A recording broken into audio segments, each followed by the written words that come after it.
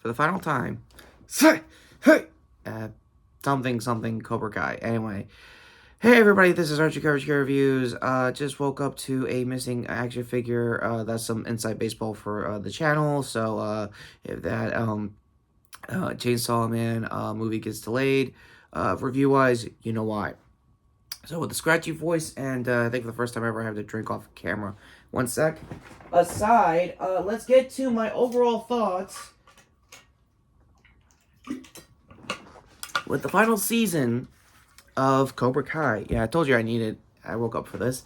So, I'm gonna chapter these into parts. So we're gonna just do speed runs of the first two parts and my overall thoughts of the finale that I saw last week. So, part one is actually a really good recruitment recruitment part to get most of the kids into the Sekai Taikai. There were some good challenges, stuff like that. Pretty much an average season. Some callbacks even, I think, Stingray early on in that season. I could be wrong. Bookends basically the season, long story short there too. For those that don't remember Stingray, he's kind of the guy that ended up being Richard Jewell for that Oscar bait a few years ago, so cast IMG for that down below as always. Part two essentially is the Sekai Taikai itself. It was pretty awesome. It was cool seeing international versions of like what the show could have been around the world as far as like martial arts go. Louis Tang being recruited by Terry Silver. We'll get to him in part three. But essentially, I got recruited by him and a bunch of Barcelona, I guess, regulars to essentially just one-up Cobra Kai and not exactly be a united front on the whole Miyagi-Do side of things. A lot of subplots are going to be summarized as far as both parts go because part three is all finale, essentially, from the word go. During most of the Sekai Taikai, I think Miguel was kind of weirded out, hoping that nothing goes wrong with his mom's pregnancy for his new brother or his daughter, not daughter, sister, whatever. So long as that goes. Oh, and I think in between, I think part 1 and 2 of this final season, there was like a Lethal Weapon shout out, essentially for the gender reveal party for Miguel's almost sister. So that being said, yeah, the finale for part 2 was the I guess callback to the high school brawl, but now it's like every martial art adult and student are just going at each other. It was really cool. I don't know if it was Kreese or Terry that engineered it to start kicking off like that, but when it happened, Kreese for the first time I think in the franchise kind of realized, oh, wow, I took this shit too far, kind of vibes. I mean, to be fair, they're over-the-top 80s villains, so it's like, they're equivalent of, like, I think I've been around too long for this shit kind of stuff, so that's kind of how it is. On to part 3, it's now a month later, they finish, basically, the tournament in the Valley, and long story short, it's awesome. I'm not gonna sugarcoat it, the last 6 episodes was a lot of finale for pretty much the cast going on their separate ways, character-wise.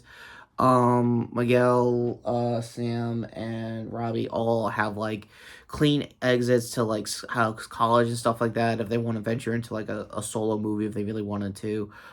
Tori, once again played by Peyton List, is the only one I know off the top of my head who's definitely gonna have a career after this, aside from Solo Manuela. I still can't say the guy's last name. Miguel's actor, long story short. Speaking of, him and, Hawk's actor, again, literally can't find it off the top of my head. Sorry for him in advance. Long story short, I think that the last several months was just nothing but cast interviews of, like, the final season of Cobra Kai. Talk about their time on the show and stuff like that. I think even, Zapka and, Ralph Macchio themselves also showed up to talk about the final season and mostly talk about what it was like just doing the show in general. So again, as always, go to their I guess any of the episodes I'll put in the cards above. And lately, that's kind of it. The finale is, how do I say this nicely? Very earned, very good callbacks to the original movie. Kind of makes sense given that they're going to be doing Legends in the next couple of months. So that's kind of where we're getting at there. And long story short, where was Kreese and Terry in all this? Again, if part 2 was them realizing the error of their ways and Terry also realizing he's got cancer, long story short there, the man was on borrowed time apparently since he came back into the series a few seasons back. Who really knew? I don't know. Maybe, maybe not. Who knows? But unfortunately, in their case, they had an over-the-top boat fight, and yeah, I think one guy in the fandom memes kind of said it best. One side of the season was just basically Daniel and Johnny just like living out like what it should have been in '84 for them, and on the other bracket was just basically Kreese and Terry just having like a Metal Gear Solid 4 ending, essentially.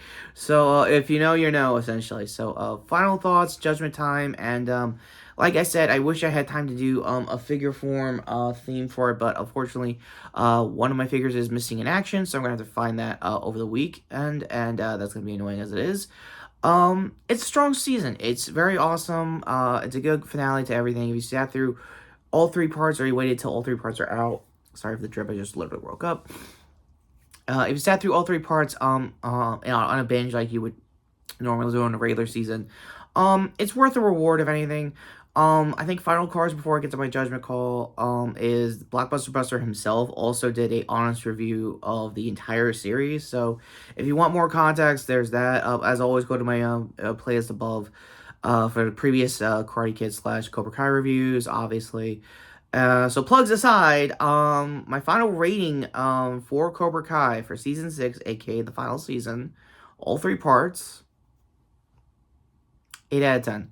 There's a few things I might have missed on the subplot department, mainly on the Cobra Kai side of things, the flashbacks of like Kreese's history with the masters that created the martial art for him, as far as the movie goes, the retcons aside.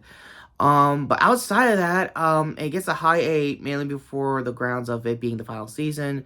People are going their separate ways, and if you saw, Mary Moser and trying to find Robbie's actor. For basically Samantha and Robbie's actors, they actually got announced that they're engaged while they were at the cast wrap up party. So it was insane. If I was the castmates, that's I don't know, probably earned or whatever.